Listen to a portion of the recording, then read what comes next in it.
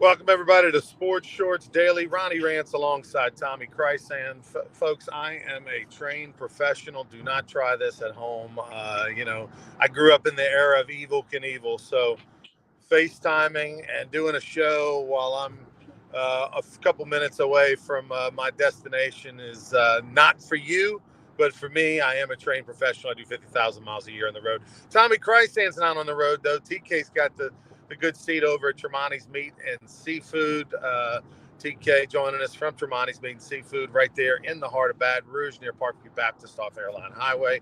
I am at an undisclosed location. You can guess it if you really know your map. Brought to you by Louisiana Sports Hall of Fame.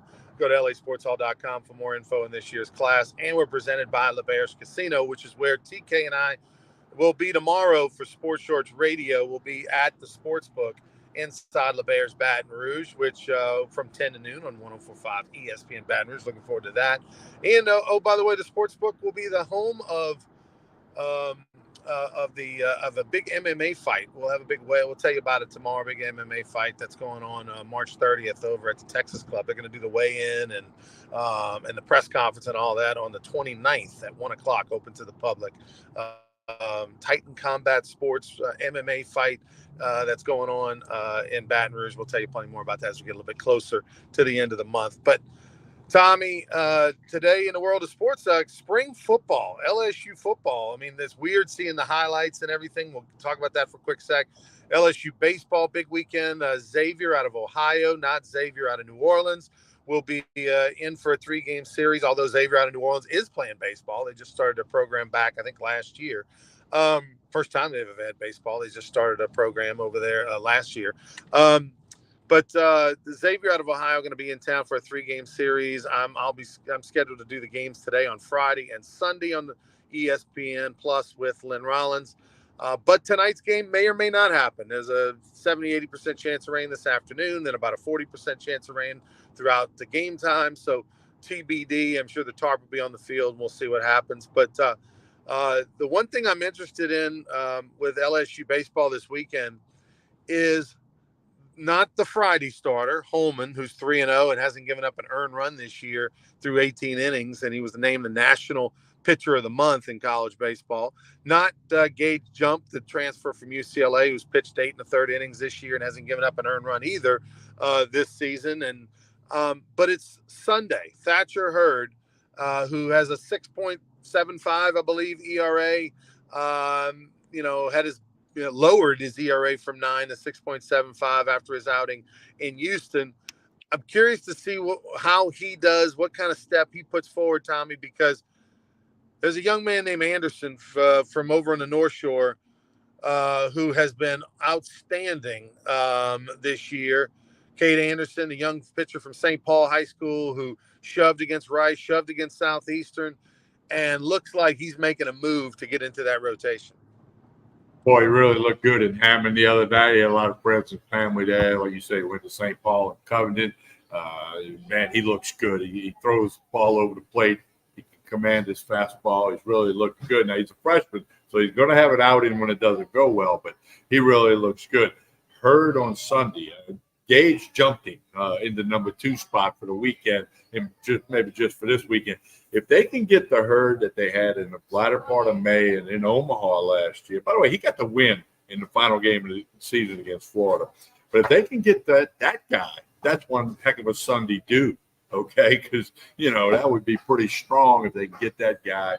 And that might take a little pressure off of him getting to Sunday and see what happens Friday and Saturday, all this, that, and the other. But I'm hoping, like you said, tonight's game, a little sketchy whether they'll get it in with the weather.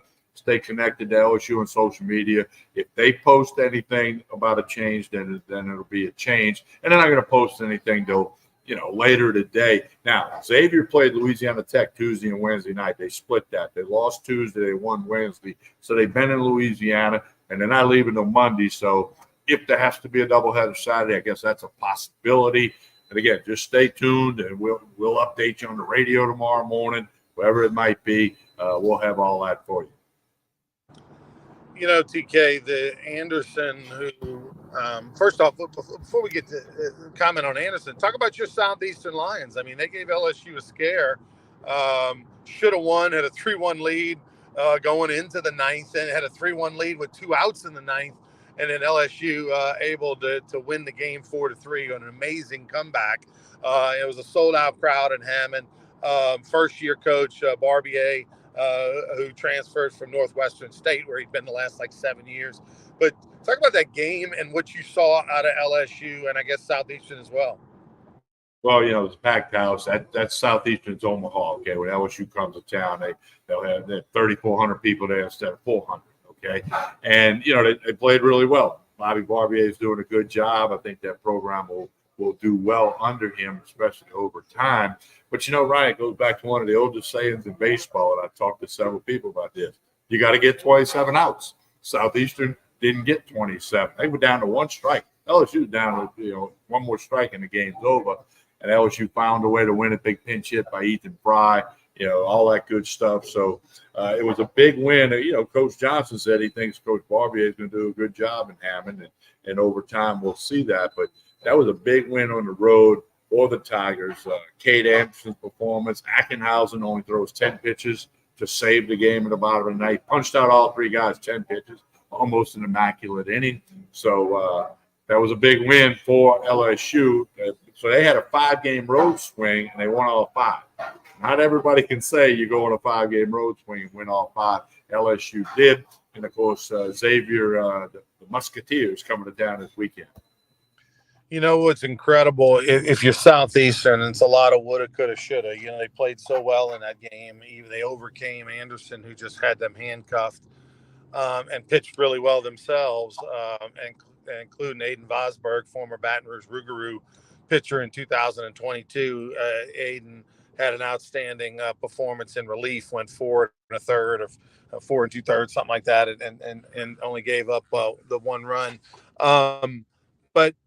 But I'll tell you, the Southeastern, if you remember, Tommy, there in the 8th inning, Southeastern had runners at first and third with 1 out, and first and second with 1 out, and a ball is hit off the wall in right field, off the wall in the air in right field, and Southeastern doesn't score. In fact, the runner from first, rightfully so, anticipates he's going at least to third, runs up the back of the runner at third who had stopped, and gets thrown out at second. So instead of, first and third or second and third and 4-1 lead with 1 out, instead it's first and third, 2 outs, the next guy makes out, and they don't get any more runs. I mean, Southeastern would have scored it probably at least another run. It would have been up 5-1, 4-1 minimally, 5-1 probably at least going into the 9th inning. Instead, they're only up 3-1, and LSU wins the game. I mean, the ultimate Jim Mora woulda, coulda, shoulda. Yeah, with base running blunder, that was very costly. When you were able to, see what transpired after that. So, they got to learn from it. And, some of these guys, it's all about reading that baseball. Sometimes you're going to read it correctly, sometimes you're not. And, those guys will learn from that. But, and Southeastern will build on that. I mean, they had the reigning national champions on the ropes down to 1 pitch. Couldn't get it done. So next time they get in that spot. Ryan, the other thing I thought about at the end of that game, you and I have talked for years how when you have that lead by 2 runs in the 8th and 9th inning, you got to win that one. You can't let it get away. Well, this was the reverse for Southeastern. For LSU, they were down 2 outs, 2 strikes, still down 2 runs, and got the win. So Southeastern let it get away, but LSU got it, and that's what championship teams do. You find a way to win that. Yeah, and as a former 16-year, summer baseball coach, coaching 18-year-old kids, my heart hurts for the Southeastern Lions, and from a standpoint of Tommy, first and second and 1 out and a ball off the wall, you should score every time. You should score both guys. You should go both. Or you make them throw the second guy out at the plate. Yeah, look, I don't think the ball was hit hard off the right field and 1 hop to the guy. I don't think there's any way the guy at first scores. But the thing is that why are you tagging? It's 1 out. Why are you tagging? So you go halfway, the ball hits off the wall. If you go halfway from second to third, ball hits off the wall, you score. So, there's no reason to tag with 1 out. And it's not like it was a camp ball. You're seeing the numbers on the jersey of an outfielder. You go halfway. It's just it's inexcusable, and it's the ultimate. You open the door when that happened, Tommy. I swear, when that happened, I was like, they opened the door for LSU. They gave them a chance. They could have put the dagger and had one of the biggest wins in that school's history. Turned their season around. A lot of confidence with the new staff, new players, all this stuff. They left the door open, and LSU's just too good, and they came back. And how about Ackenhausen? My goodness. Well, I mean, just 10 pitches, 3 strikeouts in the ninth, in the bottom of the ninth on the road against, unbelievable dominant performance. And clearly LSU found their closer for a little while. Well, and I'm going to disagree with you a little bit. I'd have tried to score the guy from first. Here's why. You're the home team. You're going to go up 4-1 when the first guy scored. Make them throw you out. If they throw you out, it's still only 2 outs. And your batter should have went to second if they throw the ball all the way into the plate. So then you got a chance to still get that 5th run. So in hindsight, it's easy for me to say that this morning, but I'd have tried to score both. They should have been going at the crack of the bat once they realized the ball wasn't going to be caught. Or like you said, halfway, and you turn around, you put your back to the plate so you can see exactly what happens. But it's water under the bridge right now, and Southeastern will move forward. And, they're going to be a good team in the Southland Conference. And, LSU, one more non-conference weekend before they head to Starkville for SEC play. Yeah, that kind of win for LSU will give them a lot of confidence. Not that they didn't have it already, but, when you can be down 2 runs in the bottom of the ninth, down 2 on the road and win a game, you're going to be able to remember that in the future, because you're going to be finding yourselves in some challenging spots in the future. LSU men's basketball came down crashing to reality this week on the road at Arkansas. Not a very good Arkansas team. We thought maybe LSU had a chance to finish the season 10-8. They went into that game 8-8, and Arkansas dominated from start to finish. Yeah, they really did. It kind of wasn't close, especially down the stretch. And, they got to turn the page. They host Missouri tomorrow night. They got to try to get that. They definitely got to try to get that. LSU women will play today, 5 o'clock, I believe. Scheduled for 5, and there's 4 games. There's a set of 2, and then another set of 2. It should start on time, because the basketball, even if the second game of the day goes into overtime, it shouldn't affect the LSU game. So look for a 5 p.m. start against Auburn, who beat Arkansas. LSU's had to bye with their number 2 seed in the SEC tournament. So we'll see what Kim Mulkey's Tigers can do. 5 o'clock against Auburn today. And as you mentioned the other day, Auburn beat LSU on the road, and then LSU was a 20-point favorite at Baton Rouge and only won by, 6 or 7 points. So Auburn's kind of been a little kryptonite for Kim Mulkey's Lady Tigers, and we'll see. I'm sure she'll address all of that, and they'll be ready to go today at 5 o'clock. I'm actually excited to see this game, because I think it's an opportunity to see how much LSU's potentially improved over the season. Because Auburn's been played them as tough as anybody, and it's one, you get 3-game series, right? It's like baseball. You get a 2 out of 3. Somebody's going to win that series, but it's obviously a bigger game for Auburn. But for LSU, it's an opportunity, I think, to send a message to themselves and everybody else that, hey, we've improved a lot, because I feel like they have. I feel like it's a much better team now than it was 2 months ago. And so I'm curious to see that in effect today, 5 o'clock, LSU Auburn at the SEC tournament. Some news out of New Orleans. A couple of surprising things happened yesterday in New Orleans involving the Saints. Yeah, they expected to release Michael Thomas. Joe Davis said it a few years ago. He got that big contract, and he got fat and happy. He didn't do a whole lot after that. Now, injuries played a role in that, but, it's kind of like he kicked it on back and said, all right, I got my money. I'm good. So looks like he will be released by the Saints, which has got salary cap implications. And then a 2-year, $13.75 million contract has been signed with Tyrann Mathieu. St. Aug, LSU, we know that story. $10 million of that $13.75 is guaranteed. Tyrann Mathieu, like you said a little earlier, probably must be a heck of a locker room guy, because he can't quite run like he used to. That's obvious, but his experience, his time on the field in Kansas City and in New Orleans, obviously the Saints value that. So a couple of things. One on Michael Thomas. I mean, we've talked about him for years, but it definitely has been shocking how disgruntled he has been, how much of a locker room cancer he has been. Nobody saw that side of him when things were going good for the first 4 years of his career. And then it's just strange that that's his personality. I guess you really don't know a guy, right? We don't know Michael Thomas. We didn't know him when he was the best receiver in the league.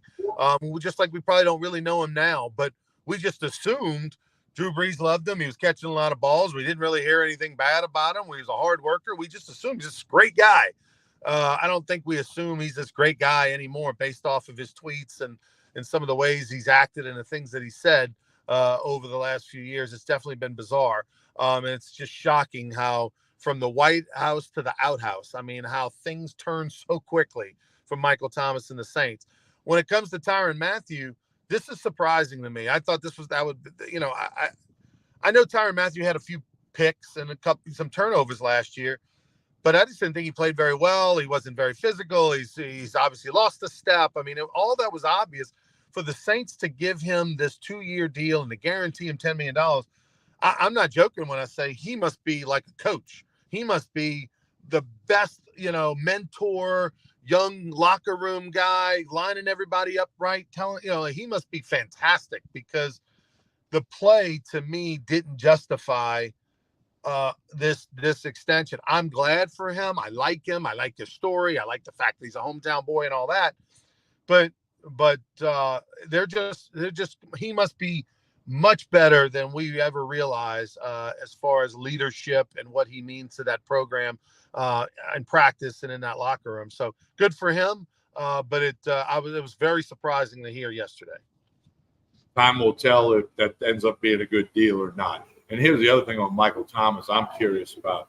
Does he go to another team and then what happens? Okay. Right. If all of a sudden he becomes a Pro Bowler again, or a big time, number 1, number 2 guy for another team, then maybe he just went south on his attitude in New Orleans. But if he never does anything super productive going forward, then he was that flash in the pan that got his money, put up some really good numbers, huge numbers, and then just got the fat contract, didn't do anything after that. The Pelicans tonight on the road in Philadelphia, they're favored by 8.5. Joel Embiid is out for the 76ers. Daniels won't play for the Pelicans. A couple other guys game time decisions, but Pelicans are now 37-25. Philadelphia's 35-27. That's only a couple of games different, but 8.5 points. I thought that was a large number as a road favorite in the NBA. But so if you want to make a wager, check that injury report, about an hour or so before tip, and then make your decision on that. But boy, that's tough to lay 8.5 on the road in the NBA. Yeah, that's a bunch. That is a bunch. All right, TK, tell us about Tremonti's. They're going to have crawfish ready at 4 o'clock today. Call, the numbers on your screen. Call to reserve them. Boiled or live. They'll have boiled and live again tomorrow. Live crawfish are $5.99 a pound. That's the price has been coming down. It's going to continue to drop. So check out Tremonti's Meat and Seafood on Jefferson Highway in Baton Rouge. Come get some lunch today. They got the crawfish etouffee over the catfish for you people observing Lent. Wine, liquor, everything you need for the weekend. Tremonti's Meat and Seafood in Baton Rouge. And, of course, tomorrow, Ronnie, we'll do a little radio from the casino. Yeah, we'll be over at LeBear's Casino tomorrow from 10 to noon. So they got breakfast, lunch, and dinner 7 days a week at the Sportsbook in LeBear's. The breakfast ends at 10 a.m. They start up with lunch at 11. We'll be over there, so stop by, place your bets. We'll give you a couple of college baseball picks tomorrow. We'll tell you about the LSU Xavier line and look at some other games. So we'll give you some college baseball winners tomorrow. We'll give you 3 of them. We'll give you that right around 10:30 to 11 o'clock tomorrow on Sports Shorts Radio. So for Tommy Christ and I'm Ronnie Rance. We'll see you tomorrow on 104.5 ESPN Baton Rouge from 10 to noon. Or you can join us on Monday. We'll be back for more Sports Shorts Daily. For Tommy, I'm Ronnie. Have a great weekend, everybody.